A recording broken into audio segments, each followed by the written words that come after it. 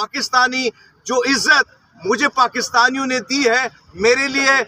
میرے پاس اس کے لیے الفاظ نہیں ہے، لیکن آپ جس طریقے سے یہ بھونڈی قسم کی FIR درج کرتے ہیں تو اس کا پھر دنیا بھر میں کیا امپیکٹ پڑتا ہے۔ ویسے بھی دنیا میں ہمارا جو امیج ہے، یہ جب سے رجیم چینج ہوا اور یہ حکومت آئی ہے تو اس قسم کی بھونڈی حرکتوں نے پوری دنیا میں ہمارے اس خوبصورت پاکستان کا چہرہ داغدار کر لیا ہے۔ آج آپ دیکھیں پڑوس میں جو اخباریں ہیں ان کی ہیڈ لائن آپ پڑھ لیجئے گا، عرب نیوز کی ہیڈ لائن پڑھ لیجئے گا، ICJ کی رپورٹ پڑھ لیجئے گا، امریکہ کے دی گارڈین کی اخبار کی رپورٹ پڑھ لیجئے گا۔ کیا ہے اس میں؟